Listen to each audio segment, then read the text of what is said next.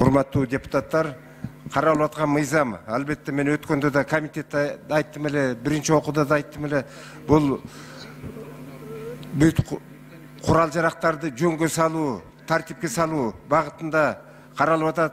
Ошондуктан Алмаз Кадырмаевич, сиз да коомчулук үчүн айтып койсоңуз, мен өткөндө да бердим эле, коомчулук үчүн, стенограмма үчүн. 2005-2010 жылы жанагы тополоңдо ички иштер органдарынан кеткен куралдын канча пайызы, уштуушун айтсаңыз, канчасы дагы мындай өз ыктыяры менен тапшырылып элек? Тапшыргандарга вознаграждениенин суммасын айтып койсоңуз, ушул мынау өз биздин жарандар угуп, ошолор может өз ыктыяры менен көбүрөөк тапшырабы деп атам да. Рахмат, Бакирим Жамалович.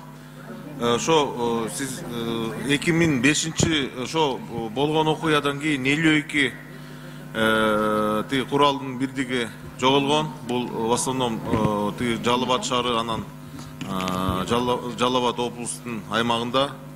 2010 жылда 1190 бирдик жоголгон, урдалган.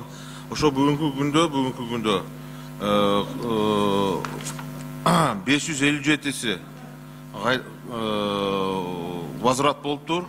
Бүгүнкү күндө ошо дагы издөөдө 633 бирдик курал ошо розтабы болуп атат.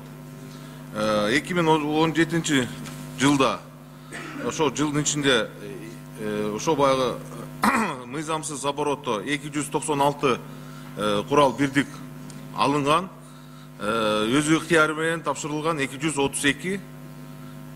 2017 жылда мыйзамсыз обороттон 399 алынган, 196 өз ыктыяры менен бизге тапшырылган. Бүгүнкү күндө өкмөттүн токтом долбоорунун негизинде ошо баягы ставкалар аныкталды. Мисалы гранатомет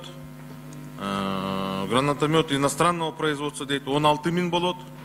Пулеметтор, анан тиги иностранный производство пулеметы 16 000 сом болот. Анан баягы автоматический куралдар, автомат Калашников, АКМ, АКСМ 9600. Ошо жалпысынан эки эсе ошо ставкаларды көтөрөбүз.